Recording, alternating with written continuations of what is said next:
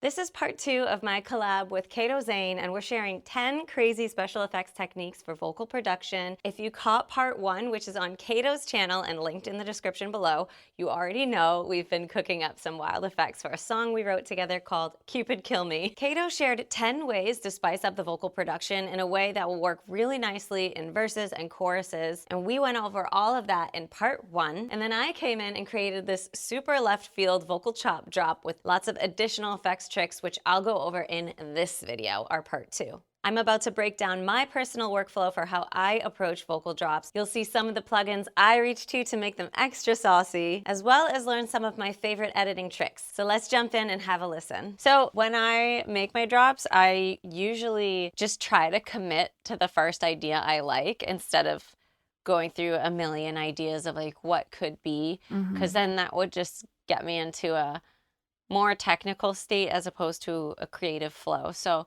it's very flow state for me. Cool. And I use audio suite plugins a lot, and or I use plugins on the track and then just use the commit function to print it. So you'll see me committing and just going with it as we go. Yeah. So we're about to go through every little last thing I did in this drop, but real quick, I just want to play you the whole song, and you can hear that during the bulk of the song, that's the part that Cato edited all her cool different edits, which we go over in the part 1, which is linked in the description below. So go watch part 1 to learn about some cool, crazy special effects that you can put in your main song. Some are extreme, as she says, and some of them are a little more tasteful. Whereas the vocal drop chop is like, go crazy, throw spaghetti at the wall, and do all the craziness. I think you hit the hyperpop thing better than I did, to be honest. But in hyperpop music, you still want to be able to like hear the vocals. Like I've done some really left field stuff in this drop. Yeah, well, that's fun. But I learned some new techniques from Cato in part 1, so make sure you go check out her video as well. Right after this, I'll link it below. But here, let's just listen to the song. Broken heart again. I feel like I'm dead. Nothing in my chest. I wish I were still obsessed. Oh, Cupid, kill me now, yeah. Take me down, yeah. Is this really what love is about? Oh man, kill me now, yeah. Shoot me down, yeah. Is this really what love is about? Oh man, oh man. Oh man. Sometimes it's just like that. Oh man, I got it bad. Cupid, kill me now. Cupid, kill me now. Cupid, kill me now.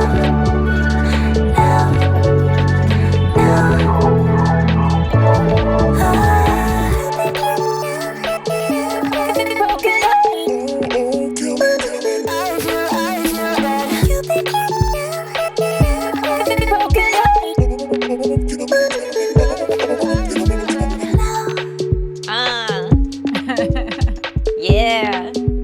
I feel so awkward dancing in front of a camera. I did keep track of what I was doing as I was going, and I think I did 15 different steps to creating this drop. It usually starts by like I hear a new melody in my head, and so what I did was I took that Cupid Kill Me Now vocal, and this is what I'll do a lot throughout it. I'll just like grab a clip from somewhere in the song previously, fly it over, and freak it out. And so for this, I took Cupid Kill Me Now. I'm so pitchy. And then I hard tuned each individual note to a new note. Cool. So I opened up Audio Suite's Auto Tune. I set my retune speed to 0, and then I only allow Auto Tune to hit this one note. You're only allowed to hit this one note. So like which block is, all the other notes on the keyboard? Yeah. Cool. Yeah. It's not even allowed to hit the note that it's actually singing. It's going to hit this other note. And I just love the way that sounds. I use that effect a lot in my drops to basically create like a new melody. So hard tuning each individual word. And that's how we go from Cupid Kill Me Now to Cupid Kill Me I can't sing that high. That's why I need auto-tune to do it for me. So that's how we got the... That's that top track? Yeah. Okay. So that's that. But one thing I did differently, if you hear that the now, it's a scoop actually. So I didn't use auto-tune for that actually. I used Wave's sound shifter and I just basically pitched it up, I think 3 semitones. Yeah. So I just pitched it up 3 semitones or however many semitones and processed it. So it's actually not auto-tuned at all. So the first 3 notes are auto-tune and then the 4th one is Wave's sound shifter. Oh, it's just like a pitch shift basically? Is that cool? Yeah. That's so cool. we just raised it because the original is no. Right. So it has So that. now it's no. Cool. But yeah, I wanted to maintain the scoop. So if I did it with auto-tune, it would have just been one single note and it would It would have erase flattened the it. scoop. Yeah, totally. So that's how I did That's that cool. part. And then of course, stuttering. There's lots of stuttering in this. Like I just did like a quick, instead of me holding out the word me, I just took the E from me and I repeated it. So again, kind of had that breakdown, that like the machine is breaking kind of effect. And Cato did a really left field stuttery thingy in her video, which I want you to go check it out. It's my favorite part of the video. It's where she actually speeds up a word and then like stutters it and it creates this like delay and then she filters it and does all this crazy stuff. And it's just so tasty and ear candy, yummy ear candy. And I love that. So stuttering is just, it will never go away. Stuttering is always tried and true. Very good. So I just did a quick stutter here, but as you can hear throughout, there's more stuttering like now. Yeah, lots of stuttering. Love it. Obsessed, That's cool. obsessed. Wait, I have a question. How much of a gap is between the stutters? Can we zoom in? None. There's none. That's what I was wondering. Yeah, so if we zoom in. Cool. Did I even? Do you add fades or do you? I usually do, but it looks like I didn't. So that makes it feel sharper then, or not sharp, but like harder, like a harder cut. So That's yeah, cool. on this like, I did not. So it's more, it's definitely sharper, but oh my God, I don't know how to use your mouse. Yeah, sorry. But then over here on the nows, like I did fade those. So that would be a little softer coming in on those. That's cool. So the next thing I did was I started to play with some special effects plugins, some multi-effects plugins. I used several in this drop actually. And the first one I used is called Rift by Minimal Audio. Okay. And I actually think I used this plugin more than once because I couldn't decide which effect I liked better. So I was like, let me incorporate both. So there's this part right here that's the broken-hearted part. First you hear something that's kind of like a lead-in and then the main line. So if I just solo it. That's cool. Yeah. I kind of like did a big fade. So it's kind of giving like reverse reverb technique, but on a different type of effect. I don't know. Has some like stuttery like delay coming back at you type of feeling too. Yeah. So this sound was just generated by one of the presets in Rift. Oh, that's cool. And then I committed to it. And then I haven't used that plugin. Sorry to interrupt you. It's really good. It's so good. And then this one. That's cool. What did I do here? So yeah, I got both of these effects from Rift and I couldn't decide which one I wanted. So I was like, wait, this one could be kind of like a fade in to the next one. And I think that came out really cool. Yeah, that's awesome. I did an additional effect to this effect on top of it. I don't know if you realized it, but it kind of like stretched out the words and like smeared it. So I actually ran it through Portal by Output as well.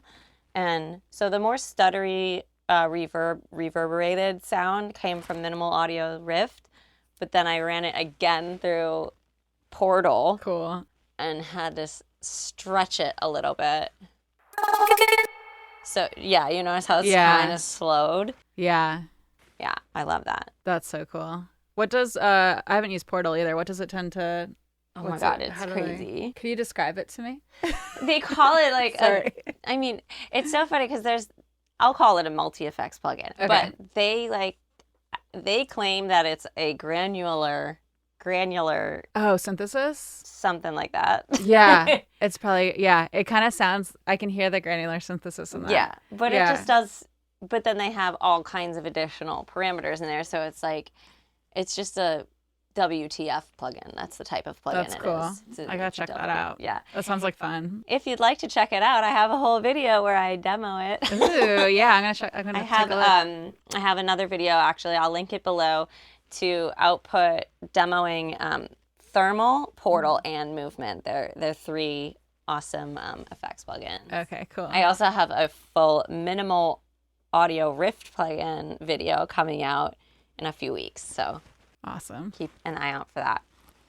But moving on, I liked what this was doing as like kind of a lead in into the super funky effect, but I felt like it kind of was jarring. It like kind of came out of nowhere for me. So I wanted to give it something to kind of blend it better. So I did this reverse reverb. All I do to do a reverse reverb is like I grab a really short syllable from any of the words on the note that I want the reverb to sound on. And I'll just like move it over here. I'll highlight enough room for the reverb to print. And I just open up Valhalla Room, set up my reverb settings, and then I print it. And then I go open up my audio suite reverse and reverse it and move it so that like the end of the reverse reverb lands basically on the start of the next moment or whatever. Yeah, like on the downbeat or what. Yeah. And then I fade it in. Like I do a That's nice cool. long fade. Yeah. That's like how I do it too. Yeah. I love doing reverse reverbs. Yeah. They're fun. What are your top like reverbs you've been using lately? Oh, Vintage Verb, Valhalla. Probably Shimmer by Valhalla. I used to use the Slate one more, but I haven't used that in a while. There's another one that I've been using. The Liquid Sonics one. Ooh, I haven't tried that one. Yeah, that one's fun. It's Okay. like Seventh Heaven or something, I believe. I love finding new plugins, so please educate me. Drop it in the comments if you have more reverb plugins we should try, because we can't get enough reverb plugins. Yeah. So I don't always know what I'm going to do next, so I kind of just go back into the song and just like listen more until I hear like, oh yeah, that little phrase will work next. So I grabbed the oh, kill me part and I put that here. So I did oh, and then I grabbed, instead of Cupid kill me, I just grabbed the kill me. Yeah, I like that. And so it just says, oh, kill me. It's so good though. And I used Little Altar Boy to foreman it down. I like that plugin. Anywhere from like 4 to 6 down. But then what I also did was I copied the kill me to a new track and I pitched it up. So it's like essentially harmonizing with itself in this foremented voice. Yeah, it's just on the kill me, right? Yeah. Yeah, I like that. Really quick and simple. What's this one? Oh, Okay. that's fun. This might confuse you when you're listening and you might just assume it's part of the track, but this is actually that man. Oh. So now you hear it, right? Yeah. Yeah. So Yeah. I actually got this effect by using Devious Machines Infiltrator 2, and I literally just like pressed the roll the dice button until I heard something cool that I liked. And That's cool. And then I just committed it. I love and how that sounds. Just threw it in there. And as you can see, I also included some more of that reverse reverb. I just copied it over and just put it in throughout a few times. Yeah, you need more reverb all the time. All the time. So that was 8 bars of craziness. And you want your drops to be crazy, but you don't want them to be like not catchy. So I just duplicated everything. And then I just go through and try to find something I can do to vary it slightly, Okay, but yeah. not too much, you know? Yeah. So People can sing along with it a little. yeah, so what did I change? The top part. Broken up So all that's the same. So we have a little continuity, but then it changes here.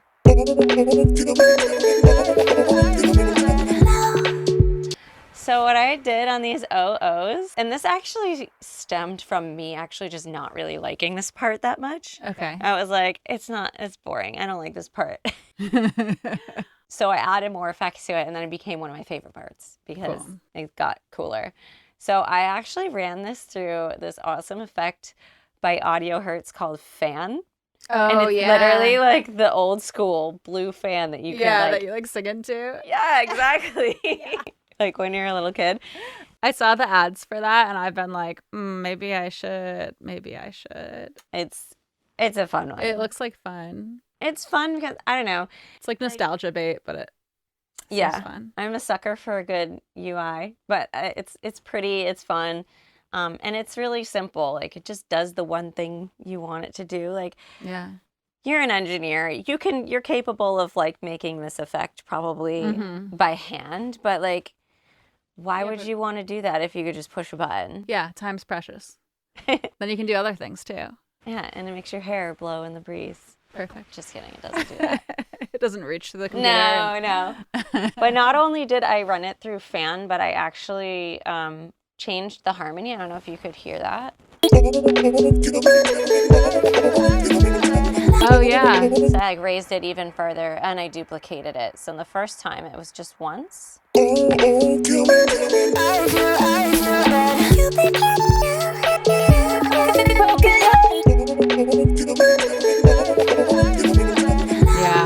The Cupid Kill Me on the low, right? Yeah. So then also, this part. That I feel dead. This is such a fun but depressing song. I actually dropped that down to, I just lazily, I didn't automate panning or any of that. I just lazily cut it in half and dropped it down to my background vocal tracks. Okay. Yeah. Which my background vocal tracks are panned left and right. And I just put one on one and one on the other. Perfect. I do that sometimes. Yeah, so those are right here, and they're more turned down. So now we're listening more to the fan effect guy.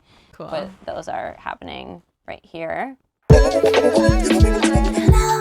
So it's literally just a lower volume and panned. And, that's cool. But it adds, it makes it different. It makes it fresh. And then I gave it a little stinger ending. Yeah. No. I like it. Kill me now. And to make it a little more interesting than just like dropping it in, I ran it through Infiltrator 2 and on a little bit of a softer modulation kind of sound, and it came out pretty clean and easy. I love it. There's like a little bit crushiness to it too. So that's my drop and my flow. I mean, I guess there's a system, but there's not a system. You kind of just keep going from one idea to the next and letting one idea flow into the next and feed into the next. And just that's kind of how I do it too. Yeah. I'll try to make it more systematized because I'm like, oh, I'll save time, and I don't know. But yeah. But when you're actually doing it, you're like, isn't it fun how like, do you ever like approach a drop and you're like, I have no idea what's about to happen? Yeah. I almost am daunted by it, and I'm like, oh my God. Yeah. I have to make a super impressive, crazy drop. Right. What am I gonna do? Yeah. And then you just have to start it. Yeah. That's you the just trick. start and it just unfolds, and then you're done and you're like, this is the coolest thing ever. You're like bouncing. Yeah. So that's my drop. I love it. Yeah. Thanks for sharing that. Thanks. Yeah. So that's my part of our fun collab song.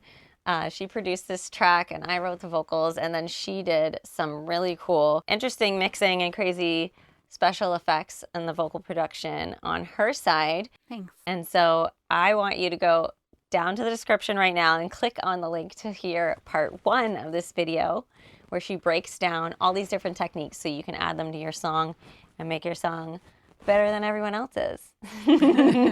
So if you haven't already, click subscribe here, and then you'll want to go subscribe to Cato on her channel at the link below. Thanks.